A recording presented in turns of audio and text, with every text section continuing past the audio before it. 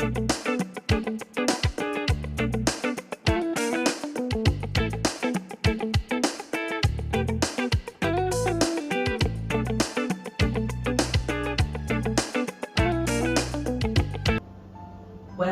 everybody to Dr. Dami Medic TV, a YouTube channel where we engage in health conversations for the purpose of health education and awareness. I am Dr. Oluwadamilola Elewile, a consultant family physician and a lifestyle physician certified by the International Board of Lifestyle Medicine. Today, I'm going to be using a case scenario, a typical one at that, to discuss what people generally call stroke. So, a middle-aged woman presented to the hospital on account of inability to speak, a slurred speech, and inability to use her right hand and right leg. This happened to her on waking up from sleep. She was a known hypertensive and diabetic who was not compliant with her medications. So, after the diagnosis of hypertension and diabetes was made in the hospital, she did not go back for follow-up. And she's been hypertensive and diabetic for several years. She didn't have a doctor who was managing her. So she just went to buy her drugs over the counter when she felt like. So when the incident of slurred speech and inability to use her hands and right hand and right leg happened, she had to come to the hospital. On further probing, we realized that 2 months earlier, she had an incident in which she suddenly lost her sight. But this happened only for a short time. After 5 minutes, she regained her sight fully. So someone who was doing her daily activities without any issues suddenly could not see. And after 5 minutes, everything came back as if nothing happened. She made nothing of it, and she did not come to the hospital. Well, we evaluated her, we examined her, and then some neuroimaging done, which confirmed stroke, what people generally call stroke, cerebrovascular disease. So what are the learning points in this case scenario? First of all, she was a known hypertensive and diabetic. That's number one. Who was not compliant with her medications. She didn't even have a health facility where she was going, where she was being managed. She didn't have a stable or steady doctor who was managing her at that point in time. And she used her medications at will. She would check her blood pressure, and she would only use her medications only when she felt the blood pressure was high. The second learning point is that when she had a sudden blackout, which was like a warning sign that something major was coming, she did not present at the hospital for management. So I'm going to be taking each of these things to discuss stroke. Stroke is becoming something that is very common, even in the low middle income countries right now. Stroke is becoming something very common with high morbidity and mortality. So even if someone survives it, the quality of life following stroke is usually not so good.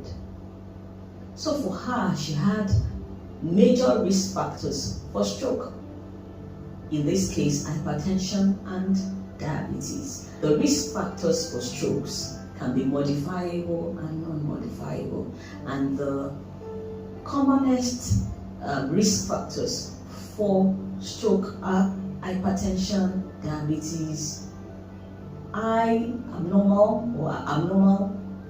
levels of lipids in the blood, what people generally just call high cholesterol, and obesity, overweight and obesity. Those are the major risk factors for stroke. And if you find one, the modifiable risk factors, and if you find one, you want to look for the others. They are very important to the development of stroke among other risk factors. So for this woman, she had hypertension, she had diabetes, and she was actually obese, which are very strong risk factors for stroke.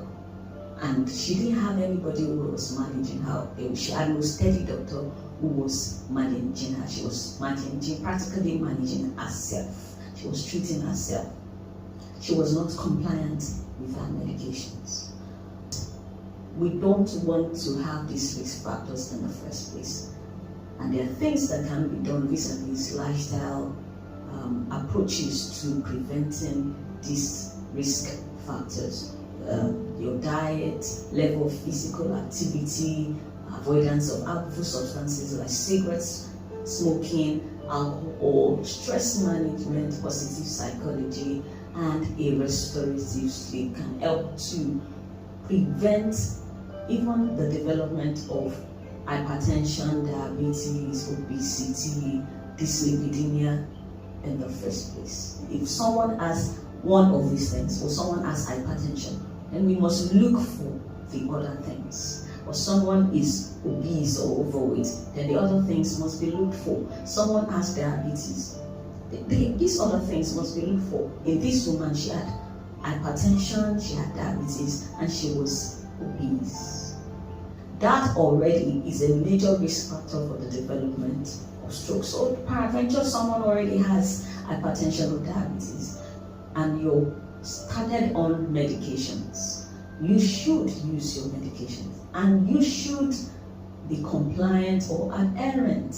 Maybe adherence is even a better word. Adherent to your clinic visits, clinic schedule. You should have a doctor who knows you through and through, someone who, or a healthcare facility where you are known, where your medical history is known. Even if the doctor changes because of the situation that the country is right now, even if the doctor changes, at least your medical record is with the facility, and even if another doctor comes on board, can look through your record and can start from where the previous doctor ended. Preferably, you should have a family physician, or what we call a family doctor, that I already talked about in my previous video. Where a family doctor, a family physician is who knows you through and through and can take on your management. So the first thing is identifying a good facility, a good hospital to go to. Get a good doctor to manage you for any condition whatsoever. Now you have been started on medications. Those medications, it's not enough to be using them as one likes. It's because those things, based on things that will be checked, based on examination, based on different physical examination, based on investigations, things can change that would cause modifications in medications.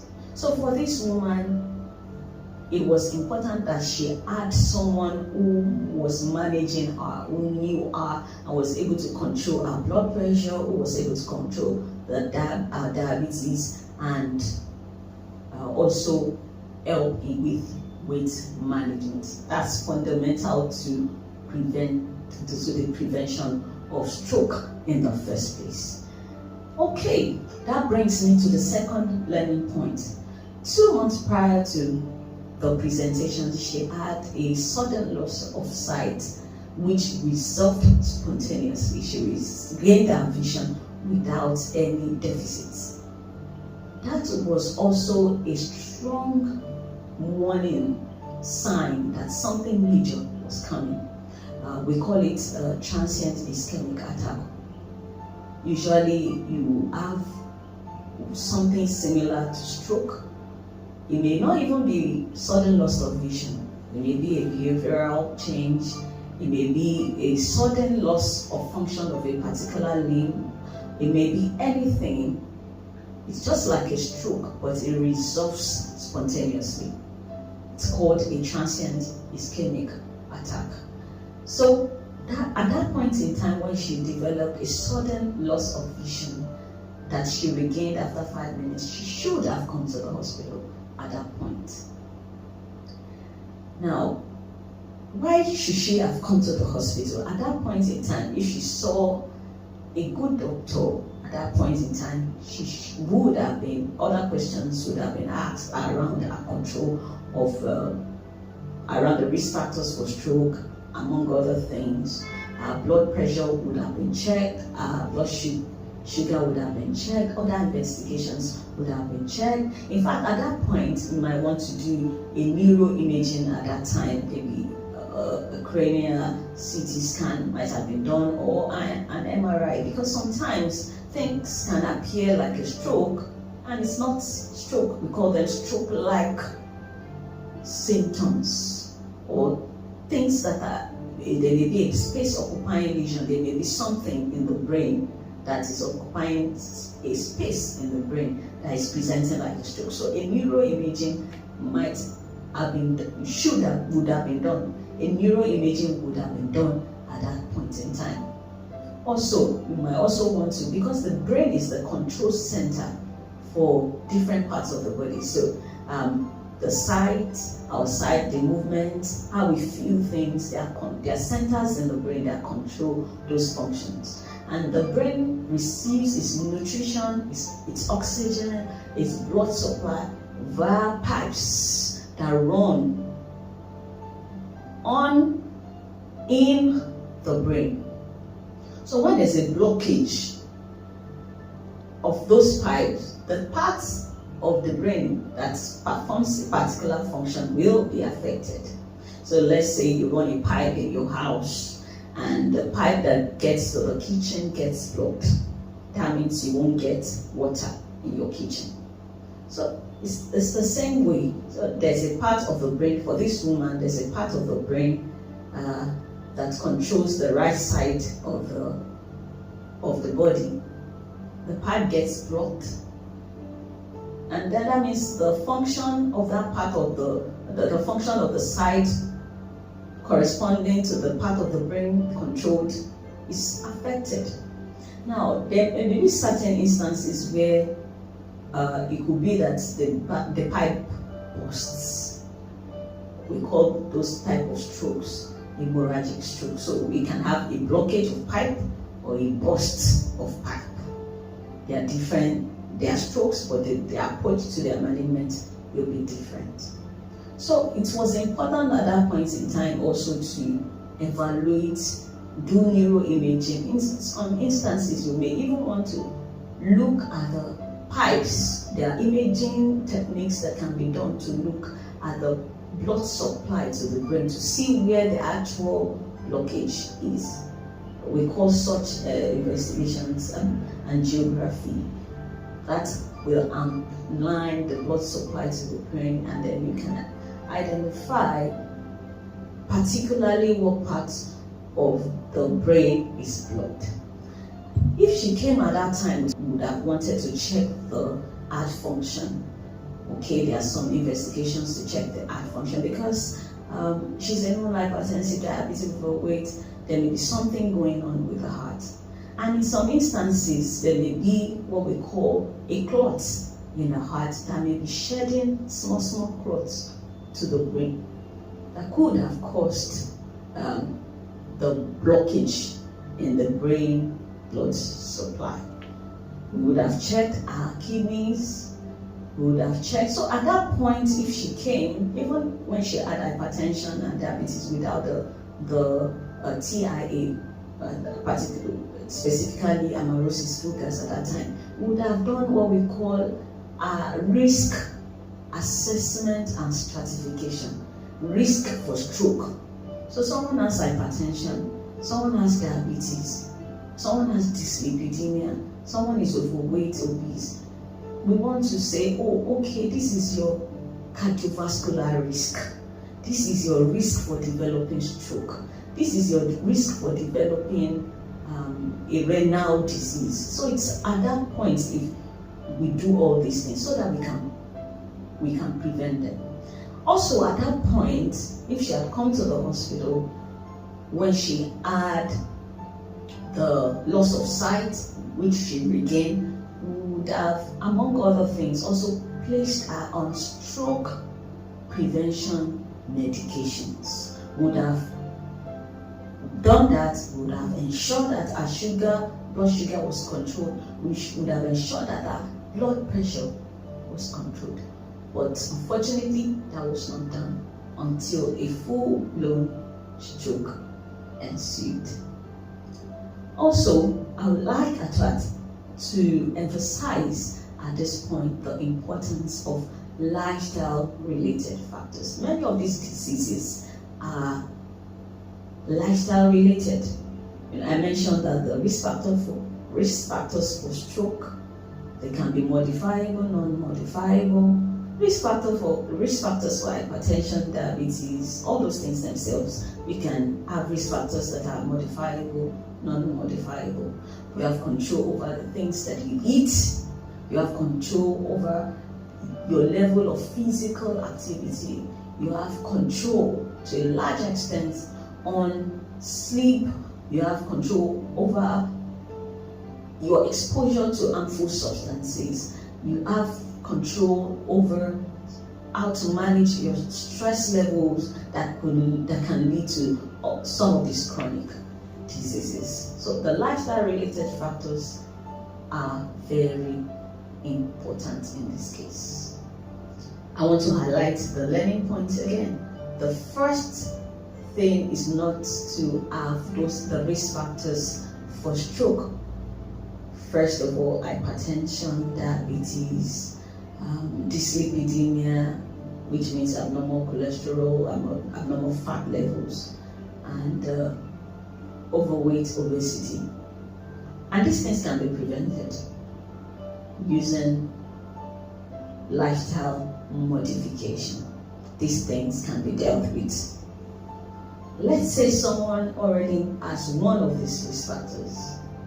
It is important that there's early diagnosis and treatment. And how can that be done? Identify a good healthcare facility where you can be managed.